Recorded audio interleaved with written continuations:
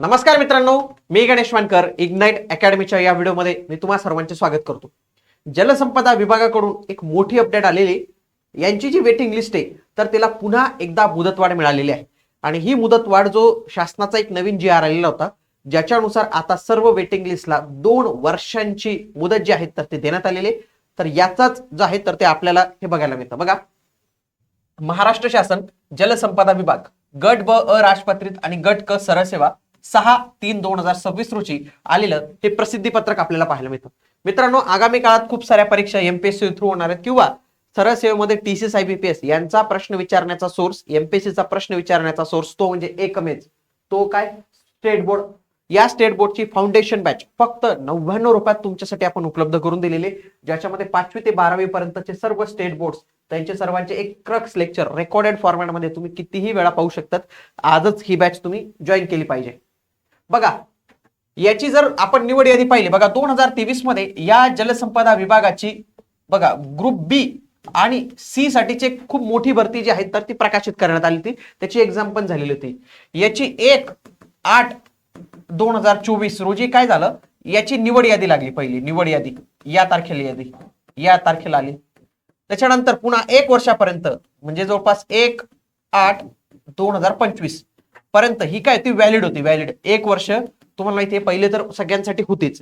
पुन्हा याला 6 महिन्यांचं एक्सटेन्शन देण्यात आलं. 6 महिने जी आर येण्याच्या आधीची गोष्ट ही 6 महिने एक्सटेन्शन देण्यात आलं.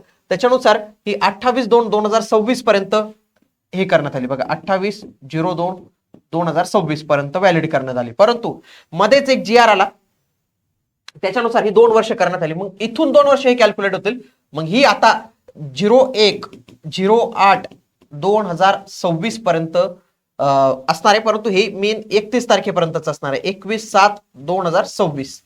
कारण की मग ही एक दिवस ते पकडत नाही ते, म्हणून तो 31 जुलैचा पकडला जातो. 31 जुलै 2026 पर्यंत ही जी यादी जी आहे तर ती व्हॅलिड राहणार. मित्रांनो, आलं का तुम्हाला लक्षात? मग आता ही जी निवड यादी असणार आहे त्याच्यासोबत वेटिंग लिस्ट असणार आहे ती 21/7/2026 पर्यंत तुमची जी आहे तर ती असणार आहे. ओके, याच्यामध्ये तुम्ही जर त्यांच्या वेबसाईटवर गेले, मी वेबसाईटवर घेऊन जातो तुम्हाला यांच्या. बघा खाली फॉर एक्झाम्पल ही नाशिकची सहाय्यक भांडारपाल यांची नवीन वेटिंग लिस्ट लागलेली. मग आता काय होईल की 31/7 पर्यंत जर एखादा उमेदवार जागा सोडेल त्याची सहाय्यक भांडारपालची, समजा ओबीसी मधनं सोडलं त्याने, क्लेम हॉरिझॉन्टल जनरल ओबीसी जनरलचा आहे तो, मग यांची पहिली निवड होईल. यांना लगेच संधी मिळेल. वरचा जो सोडेल तो, वरचा आणखी सोडलं परत याला संधी मिळेल. जो कोणी वरचं सोडेल याला परत संधी मिळेल.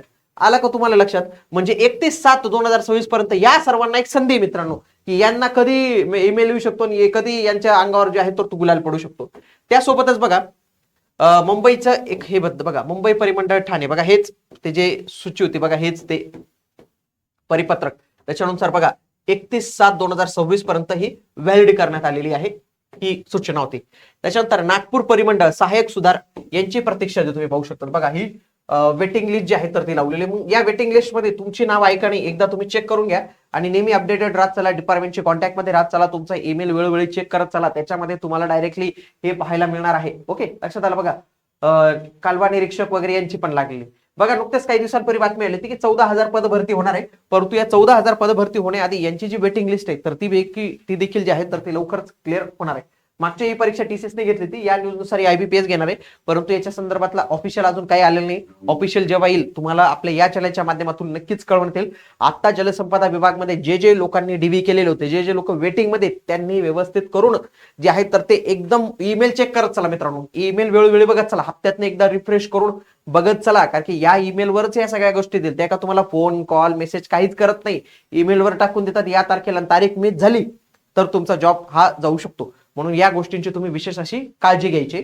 भेटूया पुढील व्हिडिओमध्ये. तोपर्यंत जय हिंद, जय महाराष्ट्र, धन्यवाद.